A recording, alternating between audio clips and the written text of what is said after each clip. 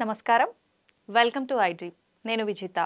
ప్రస్తుతం మనతో పాటు ఉన్నారు ప్రముఖ జ్యోతిష్య వాస్తు పండితులు, భారతీ శంకరాపీఠం వ్యవస్థాపకులు, వేదస్మార్త జ్యోతిష్య ఆగమ ధర్మశాస్త్ర ప్రతిష్టాంత పండితావర్యులు, బ్రహ్మశ్రీ అన్నవరపు తిరుపతి మూర్తి అవధాని గురుగారు మనతో పాటు ఉన్నారు. ఇప్పుడు గురుగారితో మాట్లాడదాం.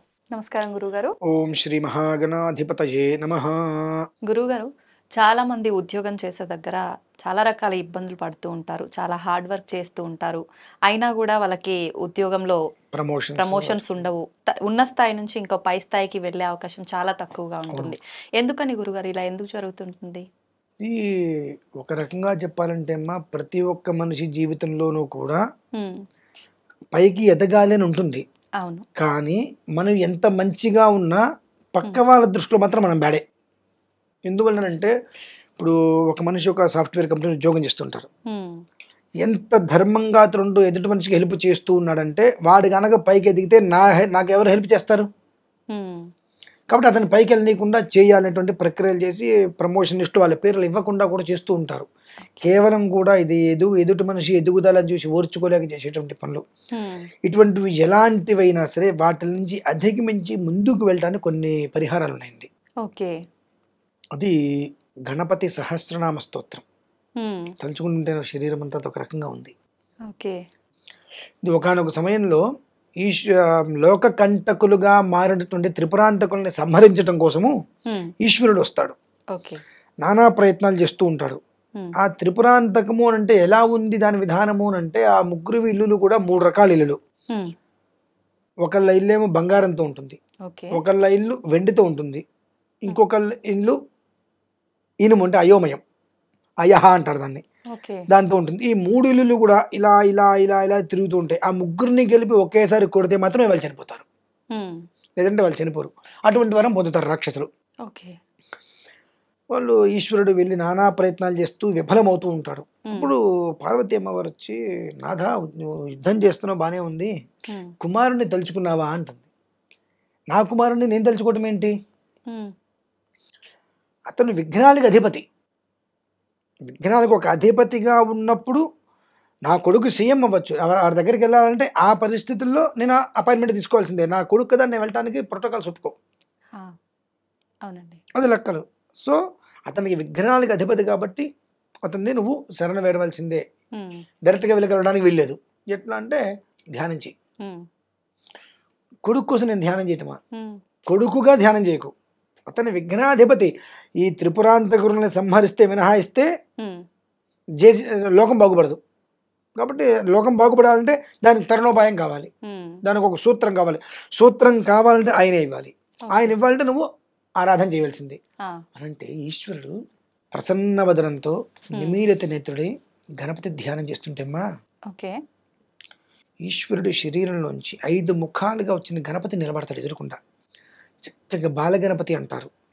ఇంత ఉండి 5 ముఖాలతోటి, ఏనుగు ముఖాలు కదా వచ్చేలా కనిపిస్తూ ఉంటే, ఈశ్వరుడు ఎవరు నువ్వు అని అడిగితే, ఆత్మన్నాత్మన్నిత్యామంత్రయత అంటారు.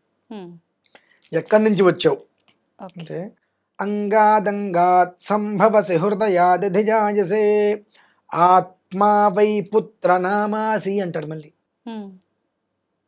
ఆ ఈశ్వరుడు ఆ గణపతి యొక్క ముఖాన్ని, రూపాన్ని చూసి ఆనందంతో గణపతిని స్తుతిస్తాడండి. అదే గణపతి సహస్రనామం.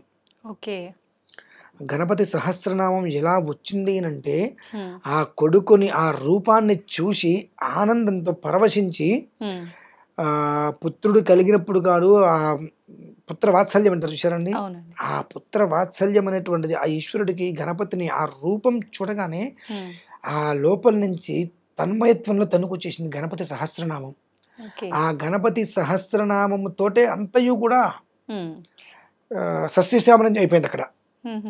ఆ విధానాన్ని అనుసరించి ఈశ్వరుడు వరం ఇస్తాడు. అంటే ఇప్పుడు త్రిపురాంతకుల వధ కోసం నేను ఆరాధన చేశాను. త్రిపురాంతకుల వధ దేనికోసం వస్తుంది? లోక రక్షణ. ఒక మనిషి జీవితంలో ఎదగాలి అంటే కొంతమంది ఇబ్బందులకు గురి చేస్తున్నారు కనుక వాళ్ళ ఆ ఇబ్బందుల నుంచి పక్కకి తప్పుకోగలిగితే మన జోలికి రాకుండా మనం ఎదుగుతాం. అటువంటి స్థాయిలో వాళ్ళని ఇబ్బంది పెట్టడం కోసం వచ్చినటువంటి ఏదైతే గణపతి సహస్రనామ స్తోత్రం అనేటువంటిది ఉన్నదో ఆ ఒక గణపతి సహస్రనామాన్ని ఎవరైతే అనునిత్యం పారాయణ చేస్తారో వారికి వారు చేసేటువంటి ఉద్యోగమునందు కానీ ఎక్కడైనా సరే ఎలాంటి ఒడిదుడుకులు రాకుండా శుక్లపక్షంలో చంద్రుడు ఏ రకంగా దినదిన ప్రవృద్ధి చెందుతాడండి, రోజు రోజుకి కొంచెం కొంచెం కొంచెం కొంచెం పెరుగుతూ ఉంటాడు. అమావాస్యకి అస్సలు ఉండడు, పౌర్ణమికి నిండు చంద్రుడు వస్తుంటాడు.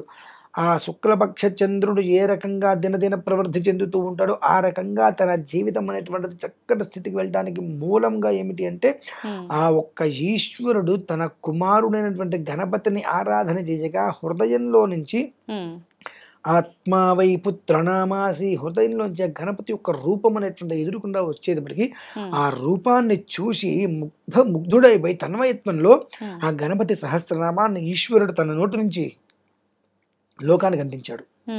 అటువంటి గణపతి సహస్రనామాన్ని ఖచ్చితంగా ఏ మనిషి అయితే ప్రతిరోజు పారాయణ లేదా వినటం చేస్తాడో ఆ వినటం మొదలుపెట్టినటువంటి మొదటి 11వ రోజు నుంచే ఒక మానసిక ప్రశాంతత, ఒక 35-40 నిమిషాలు వినటానికి. ఉద్యోగానికి వెళ్తున్నాం, బండి మీద వెళ్తూ వినగలిగితే జాగ్రత్తగా విను. అంటే మనం అదేంటండి బండి మీద వెళ్తూ వినమని చెప్తారేంటండి, ప్రమాదాలు జరుగుతాయి కదా. మనం బండి మీద వెళ్తూ ఫోన్ మాట్లాడుకుంటూ వెళ్తుంటాం, దానికన్నా వింటూ వెళ్ళటం శ్రేయదాయకం. చాలా మంది పాటలు వెళ్తూ ఉంటారు, అవన్నీ వినేదానికన్నా ఈ గణపతి సహస్రనామం అనేటువంటిది వింటూ వెళ్ళటం చాలా శ్రేయదాయకం. లేదు అక్కడ నీకు సమయం దొరికింది, లంచ్కి 15 నిమిషాలు 20 నిమిషాలు సమయం దొరికింది, ఆ లంచ్ సమయానికి వెళ్ళటం మొదలు పెట్టడం చెవిలో పెట్టేసుకో. లంచ్ అయిపోయేంత వరకు లంచ్ చేస్తూ మీరు నాన్ వెజ్ తింటావు, నువ్వు ఏం తింటే ఏమైంది, నువ్వు ఏం తింటే ఏమైంది, నువ్వు వింటున్నావా లేదా. ఎందుకంటే భక్తి చెప్పుల మీద చిత్తశుడి మీద ఉండకూడదు కదా, నువ్వు వినేటువంటి దాని మీద ఉండవు. కానీ నీకున్న పరిస్థితులు నువ్వు తినవలసిన పరిస్థితులు ఉంది, కడుపు మార్చుకొని చేయమనట్లేదు కదా. కాకపోతే నువ్వు దీక్షా విధానంగా నేను రోజు ఇదే టైంలో వింటానుంటే నువ్వు తినకవు. నాకు కుదిరిన సమయంలో ఖచ్చితంగా రోజు ఒకసారి వినాలని కోరుకో. అప్పుడు నువ్వు ఏం తిన్నావు అనేటువంటి సమస్య కాదు, విన్నావా లేదా అనేటువంటి ఆయన చూస్తాడు పైనుంచి. అది ప్రధానంగా తీసుకొని ఆ రకంగా కనుక విన్నట్లయితే 11వ రోజు నుంచే ఒక మానసిక ప్రశాంతత, తద్వారా 12వ రోజు నుంచి నాకు తెలిసి అతను తినేటువంటి పదార్థాల్లో నాన్ వెజ్ కూడా వదిలేస్తాడండి. అతనికి తెలియకుండా అతనే ఈ 42 రోజులు 45 రోజులు మనకి ఇది బాగుంది కదా, ఒక దీక్షగా పెట్టుకుని మనమే వదిలేద్దామని చెప్పి దాన్ని పక్కన పెట్టి హాయిగా వింట మీద దృష్టి పెడితే ఆ ఒక జీవితం అనేటువంటిది అంతకు ముందు వరకు వాళ్ళకి వీళ్ళకి హెల్ప్ చేసి కూడా మనం ఇంత కష్టపడి ఒక మనిషికి ఎంతో హెల్ప్ చేస్తే ఆ క్రెడిబిలిటీ మొత్తం కూడా వేరేవాడు కొట్టేస్తారు. మనం అక్కడ కేవలం కూడా ఒక ఉద్యోగస్తుడిగా ఉంటాం మినహాయిస్తే మన క్రియేటివిటీ మనం ఎంత ప్రూవ్ చేసుకున్నప్పటికీ కూడా మొత్తం వేరేవాడు కొట్టేస్తుంటాడు. ఆ స్థితి నుంచి 11 రోజుల్లో బయటికి రావడం జరుగుతుంది.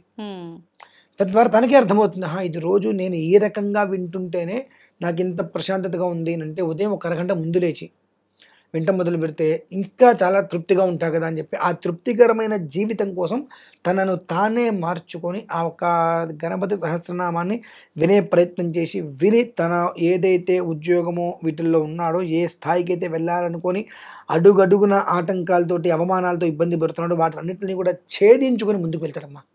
ఖచ్చితంగా 41 డేస్ అలా పెట్టుకోవాలి. 41 డేస్ అనే కాదు, 11వ రోజు నుంచి మొదలవుతుంది. కాకపోతే ఏంటంటే 42 రోజులు ఎందుకు దీక్ష వినాలి అంటామంటే కొన్ని విధానాలు మారిపోతాయి. 10 రోజులు మనం ఆచరించామంటే ఆటోమేటిక్గా ఇవాళ ఉంది మనం రోజు 10ంటికి నిద్రలేస్తుంటాం, అనుకోకుండా ఏదైనా కారణం చేత ఒక వారం నుంచి 10 రోజులు కనుక తెల్లవారుజామున 5ంటికి లేవడం అలవాటు చేస్తే 11వ రోజు ఆటోమేటిక్గా మెలకు వచ్చేస్తుంది.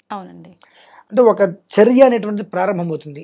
ఆ ఒక దినచర్య అనేటువంటిది ఆ రకంగా ప్రారంభమైతే ఆ దినం సుదినంగా నిలబడుతుంది. అలా 40 రోజులు చేశాడంటే తన జీవితాన్ని తను నిలబెట్టుకోగలుగుతాడు అనేటువంటిది కూడా ఒక స్థితి ఉంటుంది. ఇంద్రియాలను అదుపులో పెట్టుకోగలుగుతాడు అనేటువంటిది ఒక స్థితి ఉంటుంది. కాబట్టి దాన్ని అనుసరించి ఏదైనా 40 రోజులు అయినా చేసుకుంటుంటాం. కానీ మనం ఏం చేస్తుంటామంటే 40 రోజులు అయ్యప్ప మాల వేసేసుకొని 41వ రోజు మళ్ళీ వెంటనే అన్ని మొదలు పెట్టేస్తుంటాం. అంటే ఇక్కడ ఏమైంది, భగవంతుడి మీద భక్తి లేదు కాబట్టి ఈ 40 రోజులు నేను 39 సంవత్సరాలు వేశానండి, ఇప్పుడు ఏం చేస్తున్నాను, సిగరెట్ తాగుతున్నానండి అంట. 39 సంవత్సరాలు మాల వేసావు అంటే నీకు వీటి మీద దృష్టి ఉండకూడదు. మీకు అనిపించవచ్చు అండి, మీరు ఇందాక ఒక మాట అన్నారు, వ్యక్తిగతానికి దైవ సంబంధమైన విషయానికి సంబంధాలు ఉండకూడదు. అతను వ్యక్తిగతంగా సిగరెట్ తాగుతున్నప్పుడు 39 సార్లు మాల వేసుకున్న తర్వాత సిగరెట్ తాగితే వచ్చే నష్టం ఏంటండి అని. నువ్వు దీక్ష అని దేనికి అనుకుంటున్నావు? ఆరాధన చేసుకోవాలంటే ఇవన్నీ మానేయాలనే ఒక ఉద్దేశంతో దీక్ష పెట్టావుగా. ఇవన్నీ మాననండి, నేను 40 రోజులు మాత్రమే భగవంత్ ధ్యానం చేస్తున్నా, తర్వాత నా జీవితం నాదని అనుకోలేదు కదా. ఈ 40 రోజులు అన్నీ వదిలేసుకోలే. కానీ వదిలేసుకున్నావు అని చెప్పి నువ్వే కంట్రోల్ చేసుకోలేకపోయి 41 రోజులు ముట్టుకోగలిగంటే వదిలేసుకోలేదు కదా. అంటే ఈ దీక్ష 42 రోజులు ఎందుకంటే తన జీవితాన్ని ఒక 42 రోజులు ఒక విధానాన్ని అనుసరించాడంటే అది ఆజన్మాంతం వెళ్ళిపోవడానికి మూలంగా పెడతారు. అది నువ్వు 11వ రోజు నుంచి దీంట్లో ఒక విధానం అర్థమైపోతుందమ్మా. ఏం లేదు, ఖచ్చితంగా మాత్రం ఏ రకంగా అయినా విను. ఒక 11 రోజుల తర్వాత దాంట్లో ఆ ప్రభావాన్ని చూసిన తర్వాత 1 by 1 మనకు తెలియకుండా 10ంటికి లేచే వ్యక్తి కూడా 8ంటికి 7ంటికి 6ంటికి 5ంటికి లేచేసేసి ఆ దినచర్య విధానాన్ని అలా పూర్తి చేసుకుంటూ వస్తాడు ఖచ్చితంగా. అది ఎవరు చెప్పక్కర్లా, తనకు తనకే అర్థమైపోతుంది ఇది కరెక్ట్ కాదు కదా, ఈ టైంలో మనం చేస్తే. అంటే ఇట్లా వింటేనే మనం అన్నం తింటూ వింటున్నాము, ఉద్యోగం చేస్తూ మధ్యలో వింటున్నాము, ఇలా వింటేనే ఈ వైబ్రేషన్ మనకు వచ్చింది అని అంటే ఒక నిర్దిష్టమైన టైం పెట్టుకొని వింటే ఇంకెంత హ్యాపీగా ఉంటాం అని తనకే అది అర్థమైపోతుంది. ఎవరు చెప్పక్కర్లా, తనని తాను మార్చుకోగలుగుతాడమ్మా ఈ గణపతి సహస్రనామం వలన. ఓకే, నిజంగానే మీరు చెప్పినట్టు కొంచెం మార్పు కనిపించింది అంటే ఇంకా శ్రద్ధ భక్తి ఎక్కువైపోతుంది గురువు గారు. థ్యాంక్ యూ గురువు గారు.